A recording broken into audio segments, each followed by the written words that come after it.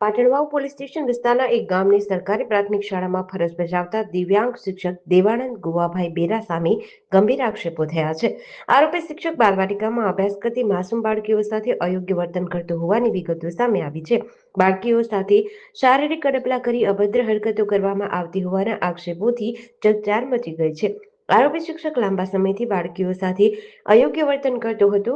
કોઈને કહેશે તો તેના માટે સારું નથી તેવું પણ કહેતો હતો. જોકે માસૂમ બાળકીઓએ પોતાના પરિવારજનોને ઘટનાની જાણ કરતા મામલો બહાર આવ્યો હતો. ઘટના સામે આવતા જ વાલીઓમાં ભારે આક્રોશ ફાટી નીકળ્યો હતો અને વાલીઓ પાટણવાવ પોલીસ સ્ટેશને દોડી ગયા હતા. આરોપી શિક્ષક સામે વાલીઓએ કડક કાર્યવાહીની માંગ ઉઠાવી હતી. સમગ્ર મામલે પાટણવાવ પોલીસે ફરિયાદના આધારે તાત્કાલિક ગુનો નોંધી કાર્યવાહી કરી છે. આરોપી શિક્ષક વિરુદ્ધ બીએનએસ એક્ટની કલમ 75(2), 351(2), 64(2), 65(2) તેમજ પોક્સો એક્ટની કલમ 6, 8, 10 અને 18 હેઠળ ગુનો દાખલ કર્યો છે. શિક્ષક દ્વારા કરવામાં આવેલા આ કૃત્યથી સમગ્ર ગામમાં શોક અને રોષની લાગણી ફેલાઈ છે. શિક્ષકને સમાજમાં ભગવાન સમાન સ્થાન આપવામાં આવે છે. આવા શિક્ષકની હરકતોથી શિક્ષણ જગતની છબીને પણ ભારે નુકસાન પહોંચે છે.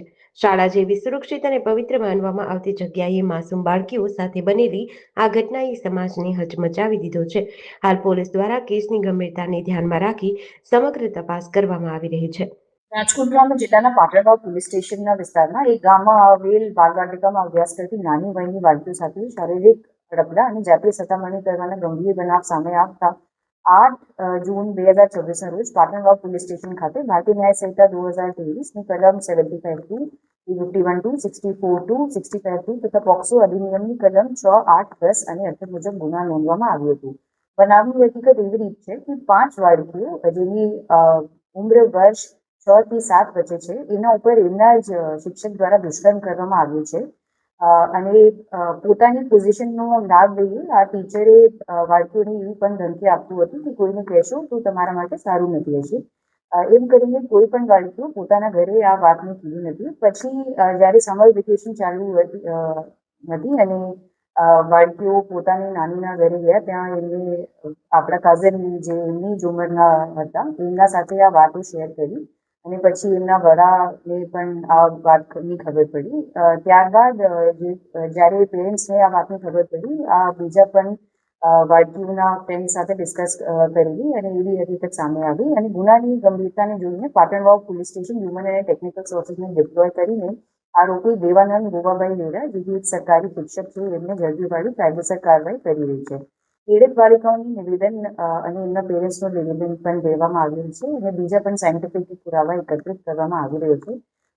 સંબંધિત વિભાગો સાથે સંકલન કરીને પોલીસ ચાઇલ્ડ કાઉન્સિલર સાથે બાળકીઓની જરૂરી માનસિક પરામર્શ એટલે કે સાયકોલોજીકલ કાઉન્સિલિંગ પર કરાવી રહી છે અને કડક અને નિષ્પક્ષ રીતે તપાસ ચાલુ છે. સમાજના નાગરિકોથી મારું આ અપીલ છે કે બાળકો સાથે કોઈ પણ પ્રકારનું શોષણ, સતામણી અથવા શંકાસ્પદ વર્તન અંગે તાત્કાલિક પોલીસને જાણ કરે.